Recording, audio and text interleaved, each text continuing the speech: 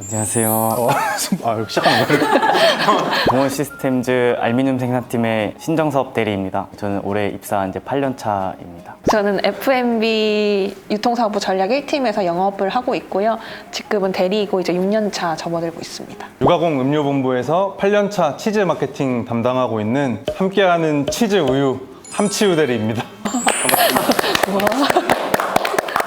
저희가 중리어라는 이름으로 오늘 모였는데 혹시 중리어가 무슨 뜻인지 좀 알고 계세요? 처음 단어를 들었을 때는 주니어와 어떤 다른 언어가 합쳐진 그런 단어가 아닐까 그렇게 추측만 했었습니다. 중간급의 막내도 아닌 선배도 아닌 약간 그런 느낌이지 않을까라는 생각을 했습니다. 혹시 우리나라 직장인 평균 근속 연수가 얼마나 되는지 혹시 아세요, 두 분? 5년, 6년 정도 되지 않을까. 15년? 15년이요? 장기 근속을 제가 알기로는 우리나라 직장인 평균 근속 연수가 한 6.8년 정도 된다고 하더라고요. 그래서 아마 딱 저희 정도 되는 것 같은데 그런 사람들을 이제 중리어라고 좀 부르는 것 같습니다.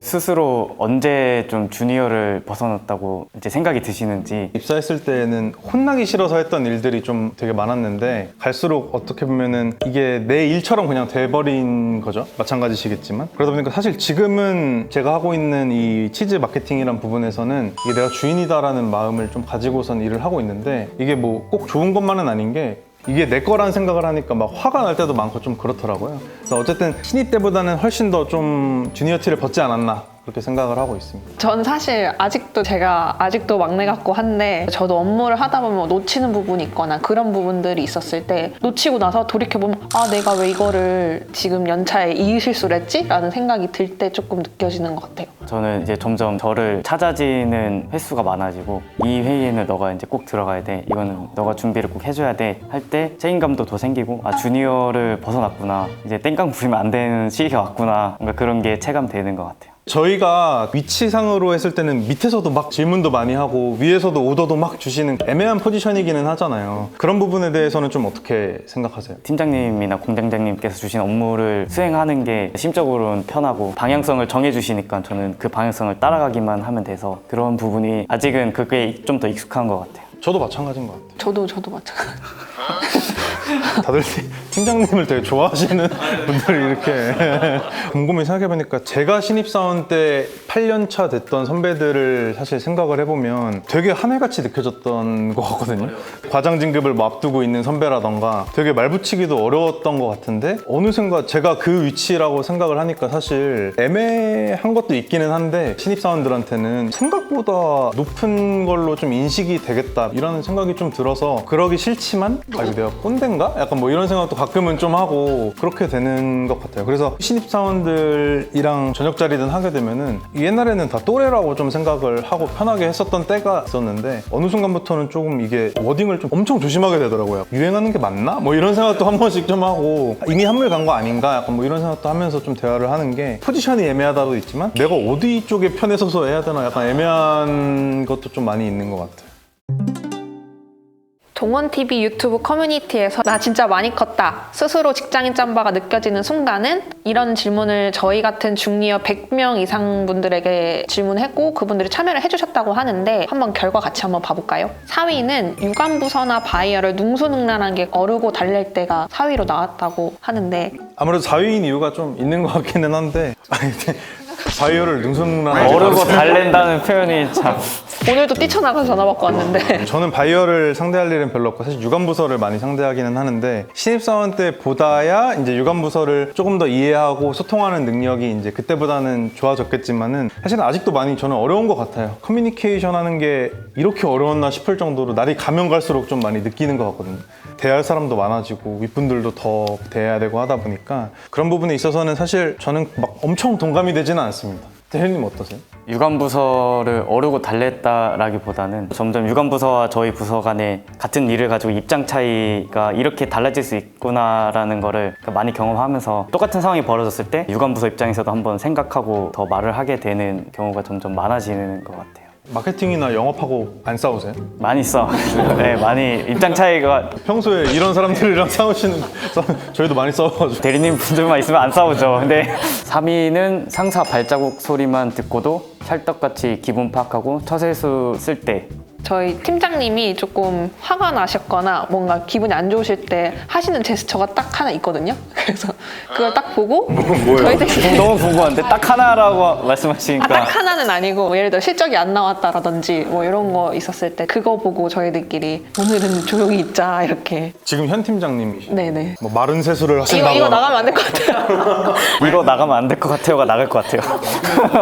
보고 하러 가기 전에 기분을 파악한다거나 아니면 피부에 홍조가 좀 이렇게 많이 껴져 계시다 하면은 그 타이밍은 좀 피해서 말씀을 드리곤 하거든요. 정말 술 드셔서 빨간 거 아니에요? 그럴 때도 있는데 화가 나실 때 유독 붉게지시는 분이 계셔서 그 타이밍 항상 피하거든요. 저는 처세술이라는 표현보다는 팀장님하고 교감을 한다라고 좀 표현을 하고 싶은데 제가 팀장님의 뭐 기분을 파악해서 뭐 그런 것보다는 평소에도 이제 좀 잘하려고 좀 노력을 하려고 생각을 하고 있고. 저 다시 할게요.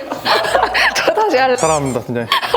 교감이라는 말에서 이미 2위는 내가 평소에 들었던 잔소리를 내 후배들한테 똑같이 좀 하고 있을 때 저 같은 경우는 좀 제일 많이 느끼는 부분 중에 하나예요. 오히려 저한테는 좀 1위일 수도 있을 것 같은데 제가 신입사원 때 진짜 듣기 싫었던 피드백들을 정신 차려보니까 제가 제 후배한테 하고 있을 때가 있더라고요. 다 하고 나서 뒤돌아서 다른 뭐 선배한테 제가 스스로 막 물어봤던 적도 있는데 그렇게 하면서 이런 거는 좀 더 다른 방식으로 피드백 주면 좋겠다라던가 제 스스로도 좀 갈고 닦으려고 하는 것 같아요. 저도 저런 경험이 꽤 있어서 지나고 나서 좀 아차 싶은 순간이 있거든요. 그 후배가 아예 잘못을 안 한 건 아니지만 표현하는 방식을 달리 해볼까 이런 고민을 좀 많이 했었던 것 같아요. 저는 사실 잔소리를 많이 안 하는 편인 것 같기는 하고요. 그리고 제가 받았던 후배들은 다 잘하는 친구들이요. 팀장님은 좀 아니, 저희 팀장님 진짜 제가 진짜 좋아하는 팀장님. 저희 후배들도 다 잘해요. 대망의 1위는 어떤 대형 사고가 터져도 당황하지 않고 침착하게 수습할 때가 1위라고 합니다. 아무래도 이렇게 1위로 뽑힌 걸 보면은 실제로 이러신 분들도 있겠지만은 이렇게 되고 싶은 게 아닐까 저는 그렇게 생각을 좀 많이 하거든요. 저희가 막 무슨 사고 하나 터졌다고 해서 막 혼비백산 해버리면은 위에서도 실망할 수도 있고 밑에서는 더 불안해할 거 아니에요, 사실. 그러다 보니까 어떻게 보면 의연해야 되는 시기가 지금쯤이지 않을까라고 생각을 하는데 사실은 뭐 심장 제일 많이 뛰죠, 사고 나면. 당황하지 않고 침착하게의 그 단어보다 이렇게 해결을 하면 될 것 같은데 이런 생각이 드는 순간이지 않을까 싶습니다. 되게 중요한 방법론적인 거를 조금 알 수가 있다는 뜻이니까. 대리님 사고 친 거 있으세요? 저요? 저 뭐 항상 치고 다니죠. 근데 말씀해 주셨던 게 저도 맞는 것 같아요. 사고가 어떤 순간에 터질 때도 당황은 하는데 예전보다 당황하는 티를 조금 덜 내려고 노력을 한다라던가 이거 그러면 이렇게 좀 처리를 해볼까라는 생각이 들 때 조금 있는 것 같아요. 두 분은 그럼 번아웃이 좀 세게 오셨던 적이 있으신지? 사실 번아웃 제가 왔을 때에는 반복되는 일을 답을 못 찾을 때가 제일 좀 심하게 왔던 것 같아요. 신입 때는 내가 좀 뭘 하고 있는지 모를 정도로 똑같은 내용을 똑같은 피드백을 막 한 10번, 20번 듣다 보면은 지금에서 보면은 초등학생도 하는 건데 이거를 내가 왜 똑같은 걸 그대로 갖다가 선배한테 보고를 했을까? 라는 생각이 들 정도의 일들이 있는데 그런 것들이 제가 번아웃이 왔던 시기가 아닌가 그렇게 생각을 합니다. 대리님은 어떠세요? 한 번 좀 크게 왔었을 때가 재작년에 이제 경로를 바꾸면서 좀 힘들었었던 적이 있었는데 아무리 일찍 출근하고 아무리 늦게 퇴근을 해도 업무가 다 처리가 안 되는 거예요. 그래서 야근하다가 이렇게 뛰쳐나가기도 하고 그랬었던 적이 있었어요. 그래서 내가 이거는 할 수 없는 지경이다 라는 생각이 딱 드니까 그때 번아웃이 좀 왔었던 것 같아요. 저는 초반에 포장이라는 공정 업무 담당을 했었는데 공정 특성상 잡무도 되게 많고 직접 관리해야 되는 분야가 너무 넓다 보니까 하루에 이제 25,000보씩 계속 걸을 때가 있었거든요. 2년차 때쯤에 공정 담당자로서의 일이 언제 끝날지 미래가 너무 막막했기 때문에 그때 좀 번아웃이 심하게 왔었던 적이 있어요. 신입사원 때보다야 당연히 이제 그 회복에 대한 탄력성이 훨씬 더 좋아진 것 같기는 하거든요. 근데 사실은 번아웃은 직장 생활 하다 보면은 계속해서 좀 오는 자연스러운 좀 현상인 것 같고 어떻게 좀 해결하는지가 중요한 것 같기는 한데 어떤 방식으로 좀 극복하셨을까요? 저 같은 경우에는 여행도 좋아하고 운동도 좋아해가지고 휴가 때 자전거 국토 종주를 하면서 힐링도 하고 맛있는 것도 먹고 그런 식으로 이제 리프레시를 해가지고 좀 극복할 수 있었던 것 같습니다. 하루에 25,000보씩 걸었던 그 체력으로 약간 그게 기초가 돼서 이제 국토 종주를. 저는 그때 뛰쳐나갈 때 같은 팀에 지금은 과장님이신 분이 제 얘기를 거의 2시간 가까이 그 밤에 들어주셨어요. 그러고 나서 그 다음 날에도 이제 힘들어 한다는 게 이제 이야기가 나와서 많은 좋은 선배들이 밥도 사주시고 괜찮냐고 한 번씩 물어봐 주시고 그렇게 해서 그걸 조금 극복했었던 것 같아요. 따로 막 저는 대리님처럼 막 시간을 내서 뭔가 그런 거를 막 엄청 즐기는 편은 아니라서 사실은 그냥 일상생활 하면서 자연 치유되는 게 제일 좋기는 하거든요. 유관부서랑 이렇게 소통할 때 좀 솔직하게 말하는 습관을 가지다 보니까 그게 조금 제 멘탈 케어에 도움이 많이 됐던 것 같아요. 옛날이었으면 좀 숨기고 그냥 아 뭐 그런가 저런가 이렇게 하고 꿍 했다면 지금은 그냥 아닌 건 아닌 것 같다라고 표현도 하고 뭐 이런 거는 왜 이렇게 하시냐 그냥 직접적으로 물어보기도 하고 하면서 조금 공격적일 수는 있지만은 훨씬 더 커뮤니케이션도 잘 되고 일도 잘 되긴 하거든요.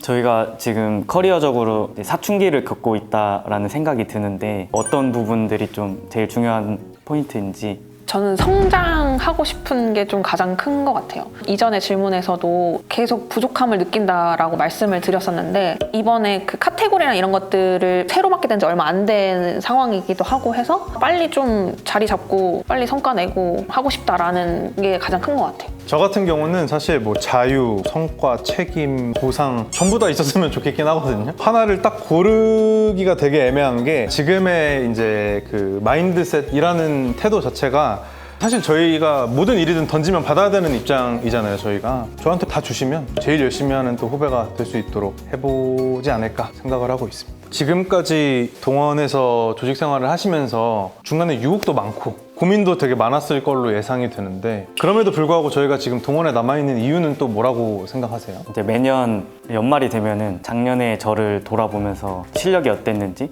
그런 식으로 한번 되짚어보는 생각을 하는데 1년이 지남에 따라서 배우는 부분이 많이 있고 성장하는 부분이 많이 있어서 아직 제가 배울 점이 많이 있구나 이런 생각이 들어서 그런 유혹들을 좀 뿌리칠 수 있었어요. 제가 일을 할 때 동기부여가 되게 중요한 사람인데 힘들거나 번아웃이 오거나 이랬을 때 주변에 좋은 선배들이 항상 동기부여를 해줄 수 있는 말씀들을 되게 많이 해주세요. 그래서 그런 것 때문에 좀 더 버티고 계속 열심히 하게 되는 것 같아요. 저도 비슷한 내용이기는 한데 저희 육아공업본부에서는 그 1년에 한 번씩 그 워크숍을 전체적으로 하거든요. 이제 영업부서 분들이라던가 아니면 생산부서 분들 한번 만나가지고 같이 이제 활동도 하고 얘기도 하고 하는데 일에 대한 얘기도 그때 만나면 하지만은 또 사람 사는 얘기를 할 수밖에 없거든요. 만나면 치고받고 싸울 때도 있고 의견이 달라서 막 대립할 때도 있고 하지만은 결국에는 또 같은 조직 안에서 같은 방향을 보고 가는 사람들이구나 약간 이런 거를 한 번씩 또 마음에 되새기는 그런 게 있다 보니까 그런 부분이 참 1년 1년 이렇게 회사 생활을 더 할 수 있게 만드는 원동력이 돼주는 것 같습니다. 두 분께서는 5년 뒤에는 어떤 사람으로 좀 불리고 싶으세요? 만능 해결사, 인사적으로든 공정적으로든 원재료 수급 관련해서든 저한테 오면 해결이 된다 이런 느낌을 좀 많이 주고 싶습니다. 네. 엄청 고민을 많이 했거든요. 이런 거 생각해 본 적이 한 번도 없는 거예요. 제가 직함이나 직책 정도는 당연히 뭐 이때쯤 이거겠구나 생각을 하지 사실 수식어로 나를 설명을 한다? 이게 되게 힘들더라고요. 저는 다른 사람들이 저를 봤을 때 생각이 매력적인 사람이었으면 좋겠다라고 생각했어요. 아무래도 같은 일을 계속 하다 보면 생각이 어느 정도 좀 막힐 때도 있고 소통이랑 이런 부분도 조금 일방적이 되는 경우가 되게 많은 것 같아요 보면. 근데 그런 거에 있어서 상대적으로 그런 걸 잘하시는 선배님들을 보면서 그 사람들이 하는 생각들이 되게 좀 매력적이어 보이더라고요. 그래서 저도 그런 사람이 좀 되고 싶다 이렇게 생각을 했습니다. 말이 잘 통하는 사람이 되고 싶어요. 제가 바이어를 만나기도 하고 내부적으로 좀 소통해야 할 것도 되게 많은데 그 연차가 계속 가면 갈수록 소통하는 거가 진짜 중요하고 더 어려워지는 것 같더라고요. 그래서 좀 누구와 말을 했었을 때도 아 얘랑 말하면 말이 잘 통해 약간 이런 사람이 좀 되고 싶어요. 완전 동감하는. 되게 중요한 덕목일 것 같아요. 오늘 그래서 비슷한 연차끼리 같이 이렇게 얘기를 짧은 시간 동안 나눠봤는데 오늘 소감이 좀 어떤 것 같으세요? 비슷한 연차의 분들이랑 이렇게 얘기 오래 해본 적이 없었는데 정말 좋은 경험이었던 것 같습니다. 같이 오늘 얘기 나눠보면서 그래도 다 같이 비슷한 생각을 좀 가지고 일을 하고 있구나. 나도 조금 더 잘해봐야겠다. 약간 이런 생각이 들어서 되게 좋았던 자리였던 것 같아요. 저도 사실 인터뷰를 준비를 하면서 새롭게 좀 들었던 생각들이 굉장히 좀 많은데 내 미래라던가 지금 후배들에 대해서 내가 어떻게 조금 더 해야겠다 이런 생각들을 참 많이 했던 기회였던 것 같아요. 이런 생각을 좀 가지면서 앞으로도 또 각각의 위치에서 파이팅하는 자리가 되었으면 좋겠습니다. 그럼 저희 이제 그만 퇴근해 볼까요? 아, 좋습니다.